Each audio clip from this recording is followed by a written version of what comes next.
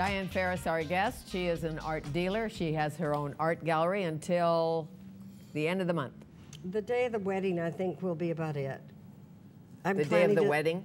The royal wedding. Oh, the royal wedding. I thought you were getting married or something. No. Okay. Oh, no, I don't think so. No. Okay, so the day of the royal wedding That's going to be the day you'll actually close the doors. It's the end of the month. And But you've done a lot of community work in that gallery and opened it up to charities and Wish Foundation. I have loved doing that. And for the Salvation Army's Hope in the City, Shannon Belkin heads with Tina Oliver and a group of people that help support the anti-sex trade trafficking in Vancouver, which is such a serious, I've worked on that committee for 5 years now, and it's a big problem. Yeah. And it ties in well for me with Wish, which I've supported for years and years and years, which is the Women's Information Safe House for substance addicted, sex trade workers, sex trade survivors. Survivors.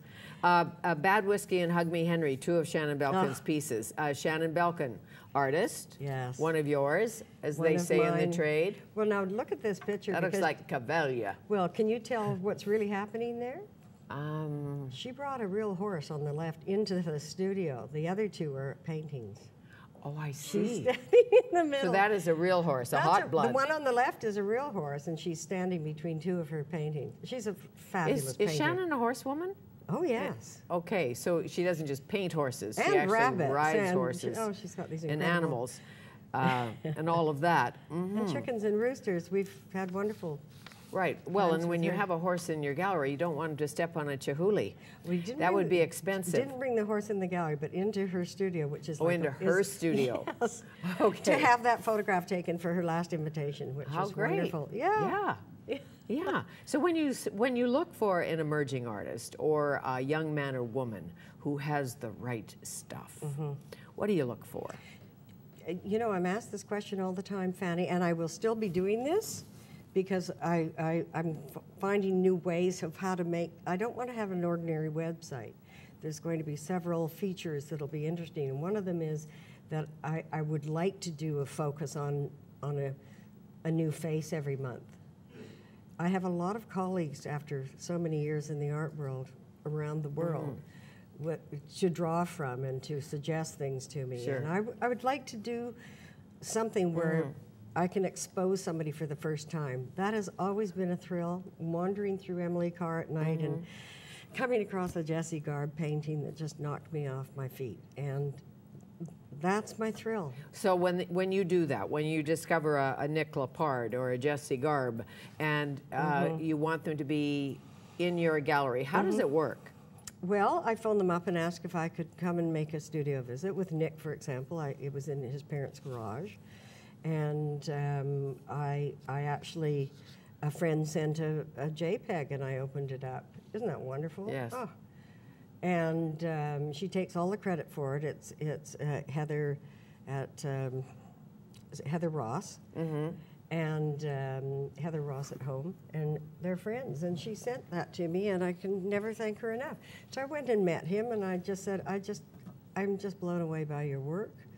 It'll change over the years. You never know what's going to happen. The idea is that you see the talent, and if he starts painting buildings made out of chopsticks, you stay with that artist and you encourage them. You know, one of the mistakes I think a lot of dealers have made and a lot of artists will complain about is that if they're on a sort of a roll and they start selling very well and then they want to try something else and that affects and the dealer. it's So probably you have like to being stay mother hen in a sense. You have to let them go with your blessing. Yes. Because it wouldn't make sense to make enemies in the art world or enemies of artists, because art is art is art. So you support the artists and say, if you want to be represented by someone else, goodbye, love you madly, or don't. This happened with Graham Gilmore, and I just loved him and love him still. He's just such a support.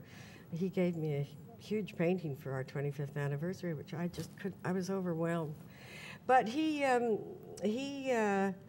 was doing some very strange things, and I finally said, you know, Graham, I really, quite frankly, I don't have this academic background, and I don't understand what you're doing now.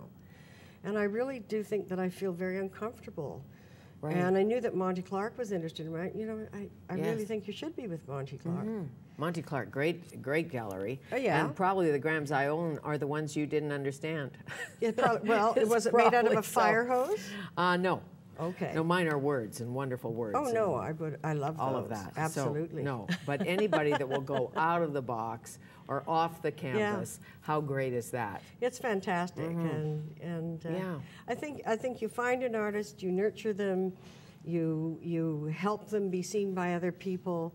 I have clients in Australia who had written and said that a lot of galleries were closing there, some were going online, and then clients who bought 3 of Angela Grossman's from us have now opened their own gallery, and they're showing her there.